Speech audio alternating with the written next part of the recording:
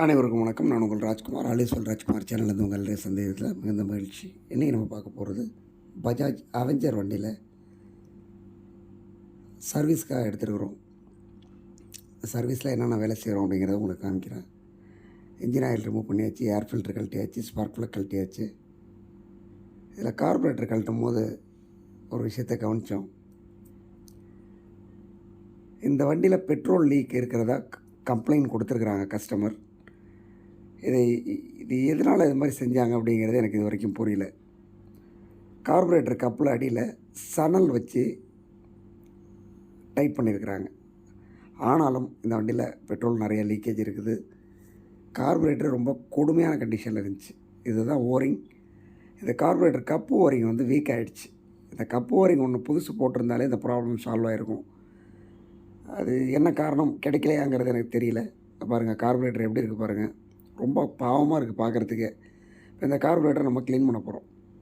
இதை வந்து க்ளீன் பண்ணுறதுக்கு ஏற்கனவே பேட்டர்ன் போட்டிருக்கிறேன். அதே பேட்டர்னில் தான் அந்த கார்பரேட்டரை க்ளீன் பண்ணுறேன். இப்போ நம்ம கார்பரேட்டரை ரிமூவ் பண்ணுறோம். அதில் த்ராட்டில் ஸ்லைடு வித் டயஃப்ரம். இந்த டயஃப்ரம் எப்படி ஒட்டிகிட்டு பாருங்கள்.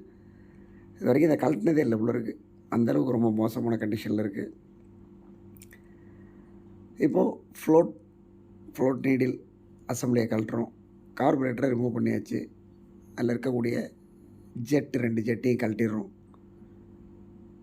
இதன் பிறகு இந்த கார்பரேட்டரை நம்ம க்ளீன் பண்ண போகிறோம். இதை வந்து நம்ம ஆசிட்டில் க்ளீன் பண்ணுறோம். இதை நம்ம க்ளீன் பண்ணி போடும்போது பார்க்குறதுக்கு நல்லாயிருக்கும். அது மட்டும் இல்லாமல் அந்த வண்டிக்கு ஒரிஜினல் கப் ஓரிங் போட்டு ஃபிக்ஸ் பண்ணியிருக்கிறேன். சணல்லாம் வைக்கல. பழசை ரிமூவ் பண்ணிவிட்டு புதுசு போட்டோம். இதை க்ளீன் பண்ணி செட் பண்ணுறோம். இதை கடைசியாக ஒரு வீடியோவில் சொல்லியிருக்கிறேன். இந்த ஜெட்டில் பார்த்திங்கன்னா இது மாதிரி சாம்பல் மாதிரி படிஞ்சிருக்கும். இதை வந்து நம்ம சுத்தமாக க்ளீன் பண்ணாமல் போட்டோம் அப்படின்னா வண்டியோட பர்ஃபார்மன்ஸ் இருக்காது. இது ஒரு ஞாபகத்துக்காக அந்த பதிவை காட்டுறேன். இந்த ஜெட்டு வந்து ஏற்கனவே சொல்லியிருக்கிறேன் நான். நம்ம வீடியோக்களில் பார்த்திங்கன்னா ஜெட்டில் வர சைடில் வர ஹோல்ஸ் எல்லாமே நல்லா க்ளீன் பண்ணணும் அப்படின்ட்டு. இப்போ நம்ம அதில் டயஃப்ரம் கழட்டி எடுத்தாச்சு. மேலே வர கப்பு போட்டுக்கிறோம். கார்பரேட்டர் கப்பு போட்டு 2 ஸ்க்ரூ போட்டுக்கிறோம். கார்பரேட்டரில் முதல்ல கெரோசின் ஸ்ப்ரே பண்ணி ஒரு 1 hour ஊற வச்சுட்டு அதன் பிறகு வாட்டர் வாஷ் பண்ணி அதன் பிறகு நம்ம ஆசிட் போட்டு அதை க்ளீன் பண்ண போகிறோம். க்ளீன் பண்ணுறதுக்கு அப்புறமா கார்பரேட்டர் எப்படி இருக்குன்னு பார்க்கலாம்.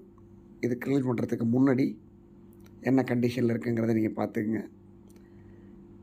இப்போ நம்ம கெரோசின் ஸ்ப்ரே பண்ணுறோம். இதுலேருந்து ஒரு 3/4 மணி நேரத்துலேருந்து 1 மணி நேரம் வரைக்கும் இதை ஊற வச்சுட்டு வாட்டர் வாஷில் கொடுத்து சுத்தமாக க்ளீன் பண்ணிவிட்டு எடுத்து பார்த்தோம் அப்படின்னா மேலே இருக்கிற ஆயில் பசை போயிடும். ஆயில் பசை போனதுக்கு பிறகு ஆசிட் போட்டு க்ளீன் பண்ணோம்னா கார்பரேட்டர் இந்த கண்டிஷனுக்கு வந்துடும். இது ரொம்ப கறி படிஞ்சிருந்ததுனால இந்த அளவுக்கு தான் க்ளீன் பண்ண முடிஞ்சது. இது இருந்தாலும் முடிஞ்ச அளவுக்கு சிறப்பாக க்ளீன் பண்ணி செட் பண்ணியிருக்கிறோம். ஸ்டார்ட் பண்ணி காமிக்கிற பாருங்கள். இது மாதிரி நிறைய நுணுக்கமான விஷயங்களை நம்ம சேனலான ராஜ்குமார் சேனலில் கொடுத்துருக்காங்க பாருங்கள். பிடிச்சிருக்கிற வீடியோக்கள் லைக் பண்ணுங்கள், கமெண்ட் பண்ணுங்கள். இன்னும் ஒரு நல்ல பதிவில் உங்களை சந்திக்கிறேன். நன்றி, வணக்கம்.